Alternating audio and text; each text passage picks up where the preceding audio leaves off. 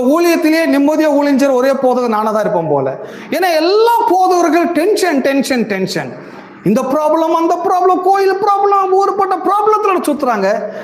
நான் ஏன் குழப்பம் இல்லாம டென்ஷன் இல்லாம சுத்துறேன்னா, நான் எந்த ப்ராப்ளத்தையும் மைண்ட்ல போடுறதில்ல. முதல்ல நான் என்ன என் வேலை என்ன, உங்க பாரத்தையெல்லாம் சுமக்கிற போதகர் நான் சொல்றதே கிடையாது. உங்க பாரத்தை நான் சுமக்கிறதுல, என் பாரத்தை உங்க மேல சுமத்துறதும் கிடையாது. நாம் என்ன செய்யறோம், நம்ம எல்லாரோட பாரத்தை கிறிஸ்து மேல சுமக்க வந்திருக்கோம். எத்தனை நம்புறீங்க? இயேசுவின் மீது, அவர் மீது, அவர் சிலுவையிலே நம்முடைய எல்லா பாரங்களையும் சுமக்கிறோம்.